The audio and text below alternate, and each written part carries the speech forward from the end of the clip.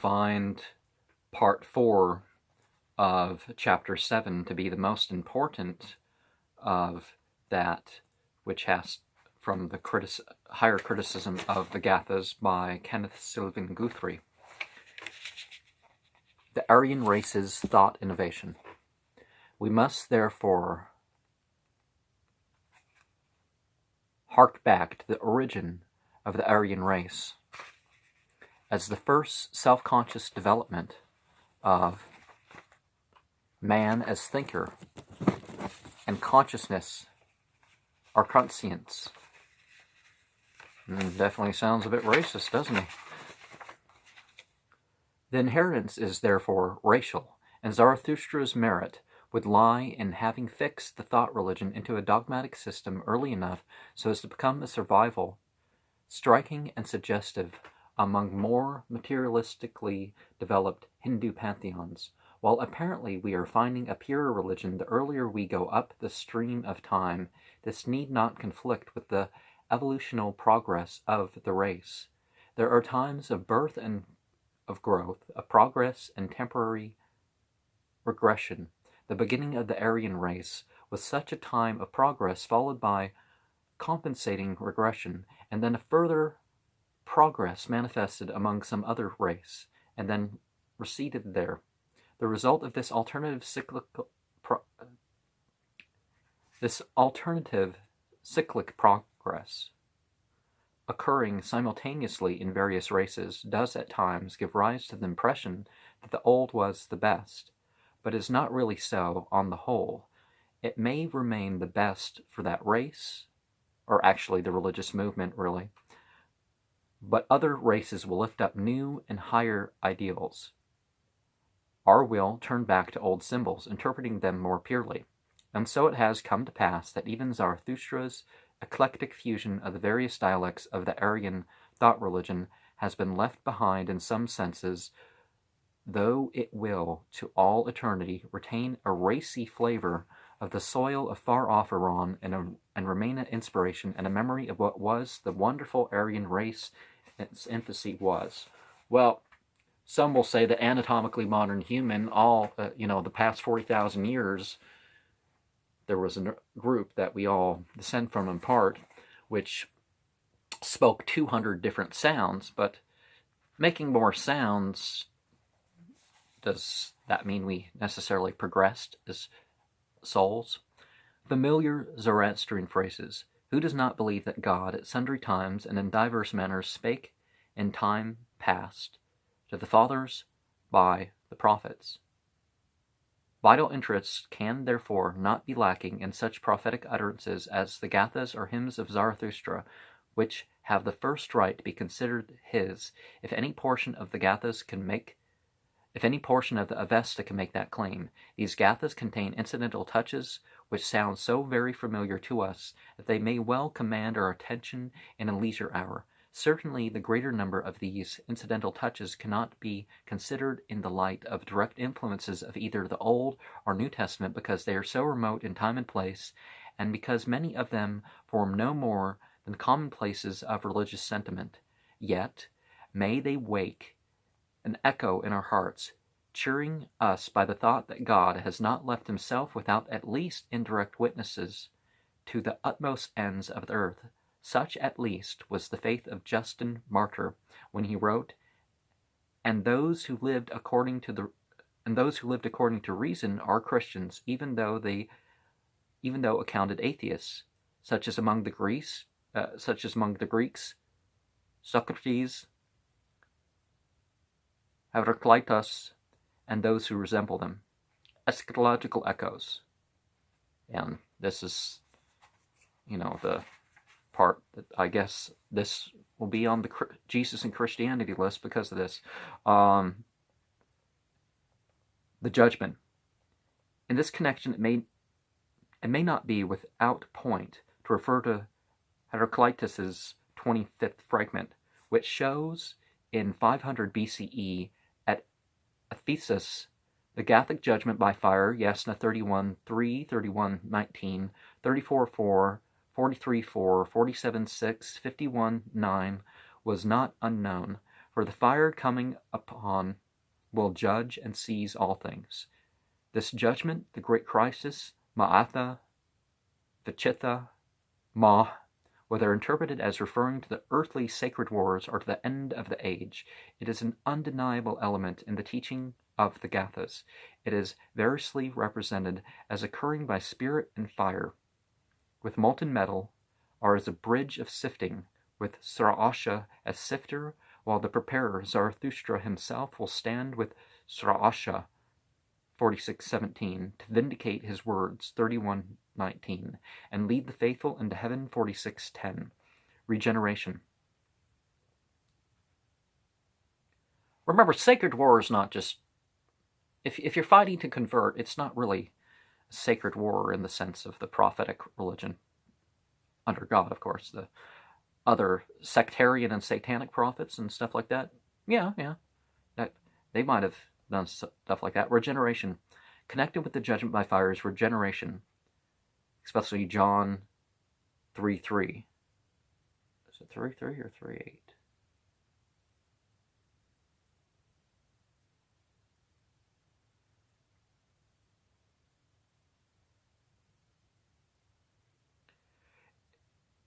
In 48:5, Yasna 48:5, we find the word epizath, meaning literally again birth. It has been frequently attempted to minimize the force of this expression, but without much success, if the plain meaning of the words is not openly denied.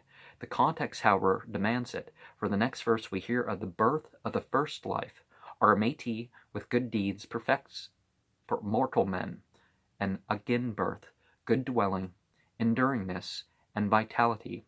And for cattle she produced plants at the birth of the first life. Whatever doctrinal distinctions we may please to associate therewith, regeneration is quite literal rendering of epizath is a quite literal rendering. Okay. The second life. Zarathustra taught a second life. For what else can we conclude from his doctrine of regeneration or from his opposition to Krema? Because by his teaching, he destroys the second life. 45:1. So as the Karapans, 46:11, destroy the second life of men through evil deeds. For if this does not mean second life, it would mean wholesale murder, which is absurd.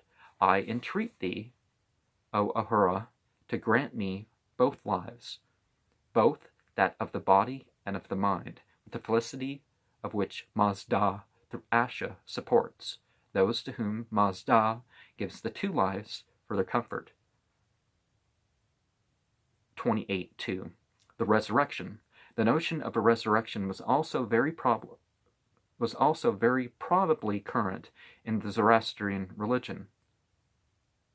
Soderblom, page 244, has brought together the external evidences such as that of the Anias of Gaza, Diogenes Laertius, 2, asserts that the Magi kept up a regular succession from the time of Zoroaster, which he puts at 6,000 years before Xerxes, under the names of Ostens and Astrempsychos and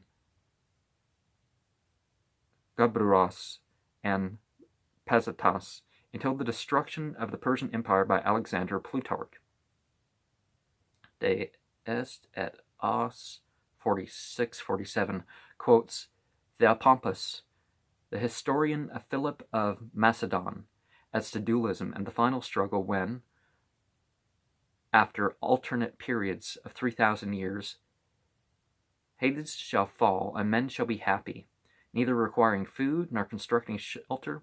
Herodotus 362 mentions about 400 BCE that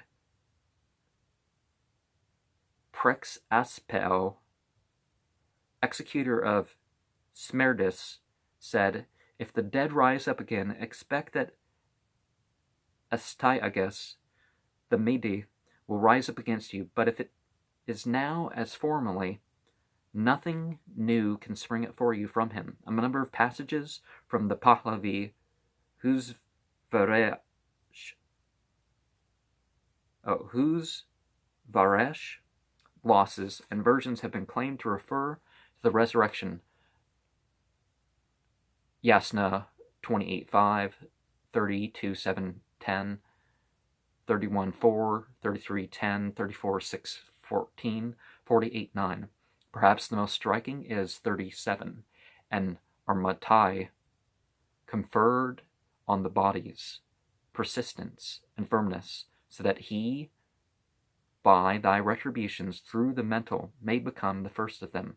Most of the other passages, however, contain no literal references to the resurrection on properly objective translation.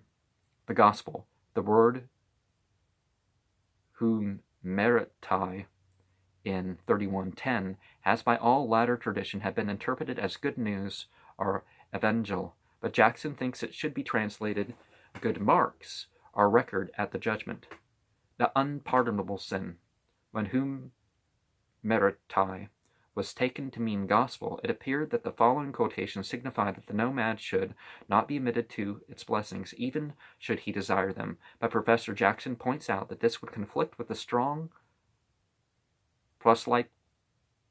proselytizing tendency.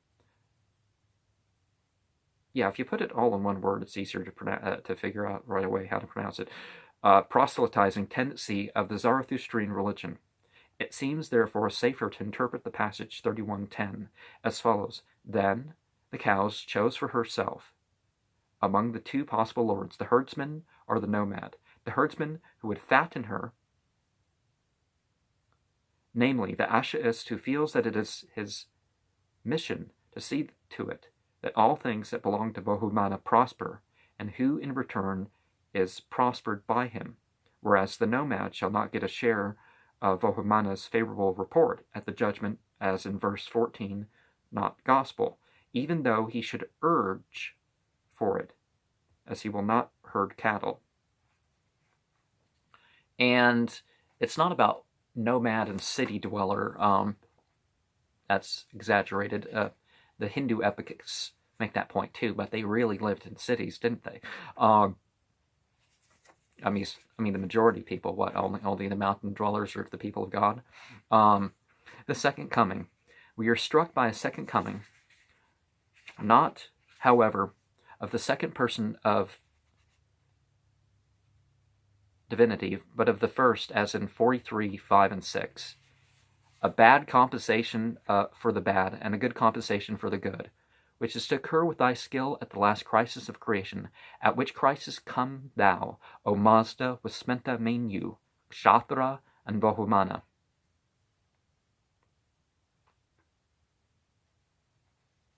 Well, see, we would know God through the good mind, we'd know God through power, we'd know God through the good spirit, but certainly we'd know him through the light beings, as we might call them in English. But that doesn't mean they are also divinities. The preparer. We also hear of a preparer. Rod means to prepare, to get ready. Hence, Radah means the preparing one.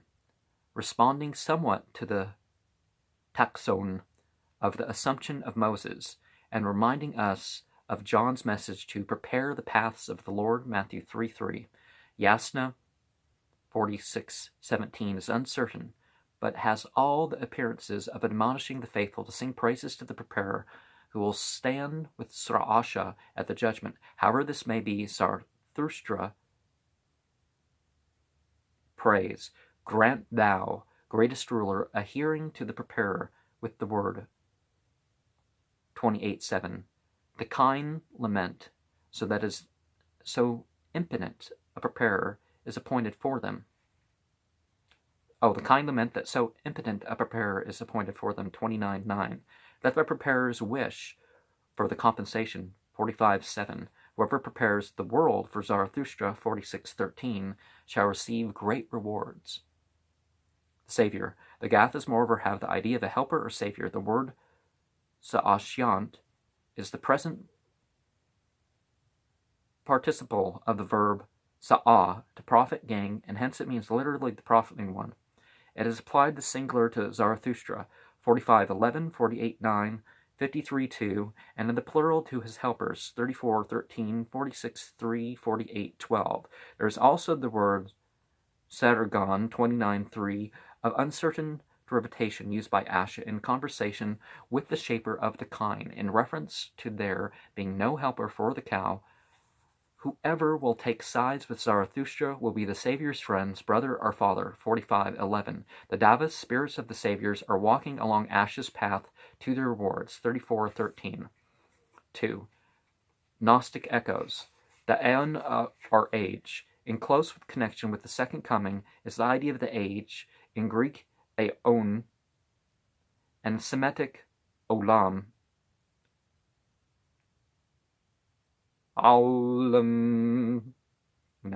which may well start a short series of extremely curious Gnostic echoes. The Gathic divinity Ahura, or Lord Mazda, and we also have the plural Ahuras, reminding us of Elohim, which Elohim does not have to be used in a polytheistic sense, was the mindful or memorable, hence knowing one. The Gnostics also founded their systems on the idea of knowledge. We have, for our age, our eternity, the word Yav, and its dative word Yavoeh, which is used adverbially in the sense of ever, and may frequently be translated for all eternity, 49:8, 46:11, 41:2, 42, 53:4, or may mean always, 49:1, 43:13. So we read in 49:8, while both of us wish to be thy messengers forever in the age, or 53:4, may Ahura Mazda grant thee the fruit of Vohomana for all eternity, or again in 28:8, and for whomsoever thou wouldest grant Asha, justice, for all the age of Vohumana, good disposition. The pleroma, or fullness. For fullness, or pleroma, the corresponding Avestan word is brur, as in 31:21. From the resources of his innate glory, Ahura Mazda shall grant sustained communion and fullness of health and immortality. The mysteries. There is also a Guzra Sangha, or secret teaching, reminding us of the mysteries of the kingdom, as in Yasna 48:8. The knower knows bounteous secrets which are expressed in the doctrine. The right path is not always the most obvious, 31:2. Possibly also the word Maya may mean mysteries, thus 43:2 Mills. O Ahura Mazda, reveal all those mysteries which thou givest through Asha, the word and the prophet. Mathra, the word, forms Mathran, the worder, or prophet, from Greek themi, to say, utterer. Such Mathras are directly connected with the Gnostic or spiritual knower, 45:3, 51:8, 31:6, 28:5, 43:14. Mathra appears as a divine word of efficiency. Well, this using the word magic as a slur, I don't like that. 31:18, 43:14, 44:14, 45:3, 31:6, 29:7 as a word of promise, 44:17, 28:5 as the word of a prophet, 56. Its result is a choice of the cause of Ahura Mazda, 28:5, and communion with Ahura Mazda, 44:17. It provides food for the cattle, 29:7. It reveals a mystery about Harvatat and Ameratat, and about Vohumana, 31:6. It is to be worked or practiced as Ahura Mazda considers it and declares it should be, 45:3. It has power to smite down the Druge, 44:14, and arouses those who scorn Ahura Mazda's teachings, 43:14. In short, it is a magic utterance of the Mathran. Magic with a K, the art and science of religion, the willful change of consciousness, certainly. Yasna 41:5, 55:6, 32:13, 28:7, 51:8. Our prophet who seeks a hearing, 28:7. It is his word which will be sought by the evil in hell, 32:13. It is the utterance of the prophet, 51:8, who rejoices at the gift of the Spirit to the missionaries. The Gnostic. The Gnostic is the vid va'u, past participle of va'ed, to know, the knower, and the expression is applied even to the divinity. 48:3. The knower who is one like thee. You know, we can love, we can take vengeance, we can be just, we can, the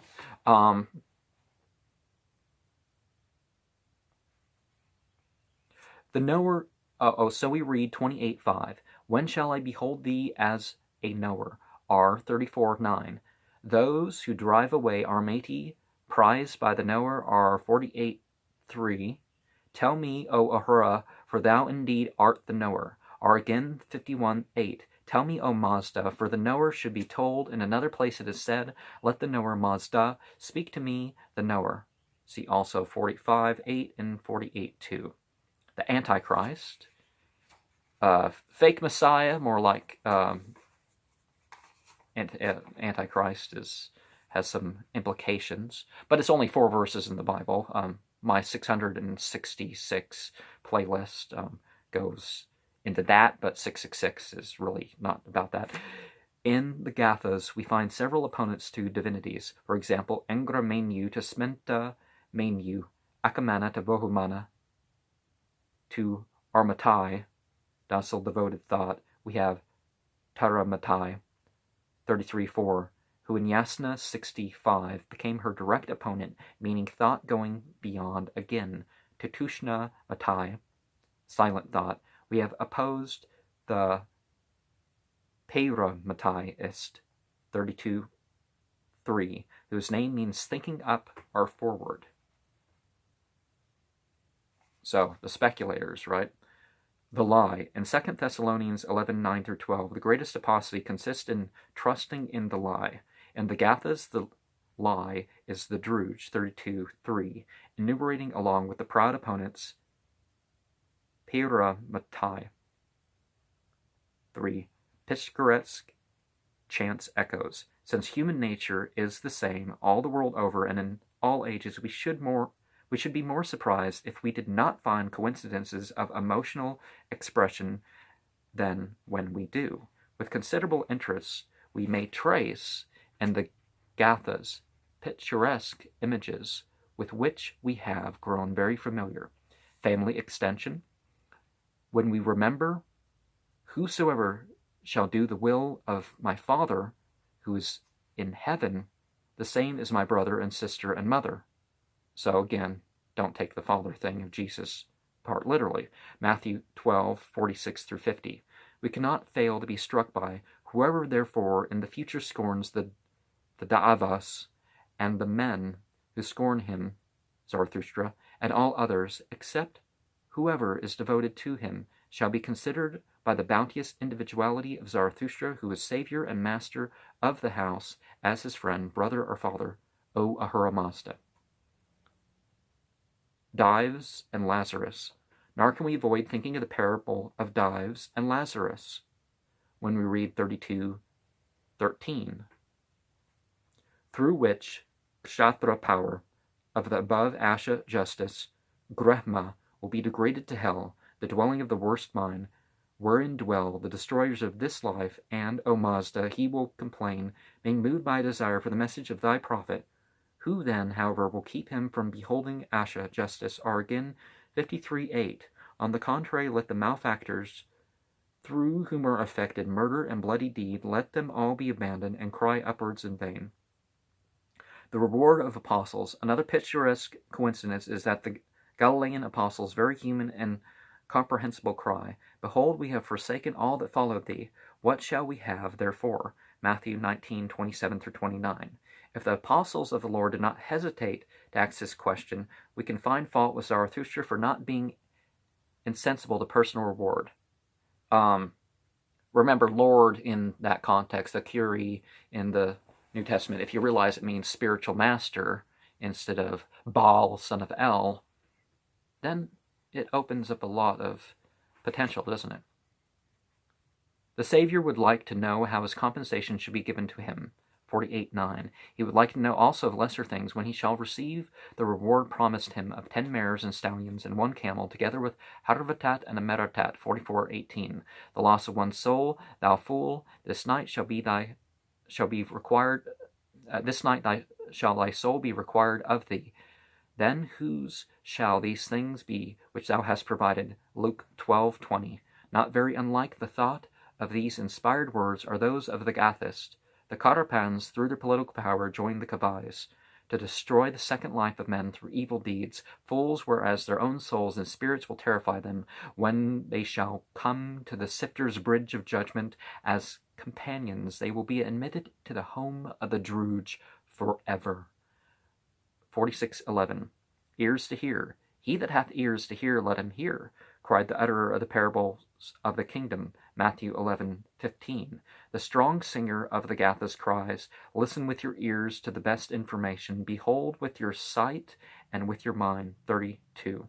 Was, is, and shall be. The expression of eternity was, is, and shall be, common in all lands, is also found in the Gathas, as for instance 29:4. The Lord knows all the plans achieved in the past and in the future, and it is He who decides about the present ones. And it is whatever He wills that happens to us. 33:10, 57:22. It would help if we had 72 Gathas to verify some of these. The first and the last is, I guess, next time.